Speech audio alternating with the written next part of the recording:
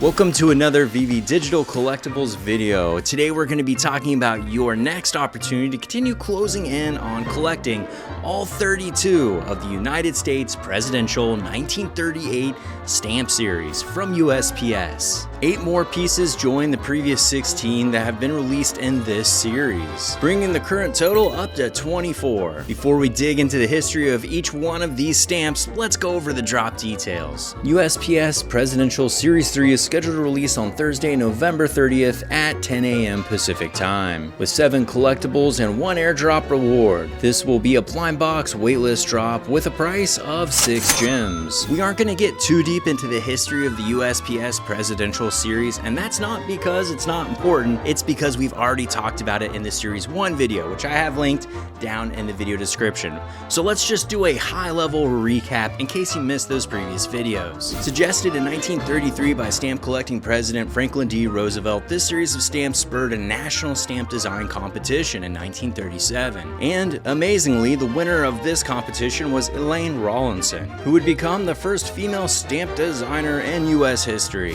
That said, we've got 8 pieces to look at, 8 presidents, 8 pieces of history, and a reduction in mint numbers across this entire series. Let's go over each and every one of them and talk a little bit of history. First, we have the Franklin Pierce stamp art, coming in as a common and minting 3,500 editions. This blue stamp featured the 14th president of the United States, which is matched by that 14-cent denomination. Uniquely, this was the first stamp to ever feature Franklin Pierce, with approximately 289 million Pierce stamps printed. This is one you can often find at a hobby shop. Next, we have the James Buchanan, also coming in as a common and minting 3,500 editions. Inspired by a bust displayed in the National Gallery of Art in Washington, D.C., this stamp depicts the 15th president of the United States. The only bachelor to ever serve as president, Buchanan's niece assumed the duties of the First Lady. It was during his tenure as president when the first shots of the Civil War were fired at Fort Sumter. Buchanan had ordered the Star of the West, a civilian ship with food, supplies, and men to resupply the garrison at Fort Sumter, and it would come under fire by shore batteries. This event commonly was believed to mark the beginning of the Civil War, a conflict that cost more than 500,000 American lives. Which leads us right into Abraham Lincoln. This one is coming in as an uncommon and minting 2,500 editions. Printed in black, this 16-cent stamp depicts one of the most well-known and famous presidents in U.S. history. Lincoln was elected at the onset of the U.S. Civil War, a conflict that was centered around sovereignty and slavery, and he was re-elected a second term in 1864. He is most well known for the Emancipation Proclamation that declared all persons held as slaves or property be forever free, and for the Gettysburg Address, written on the cusp of the Battle of Gettysburg, where 50,000 Americans lost their lives. He would be gunned down in a theater by John Wilkes Booth on April 14th of 1865. And so, Vice President Andrew Johnson would then assume the presidency with the death of Lincoln. Which brings us to our next piece, coming in as an uncommon and minting 2,500 editions. This rose red stamp features Andrew Johnson,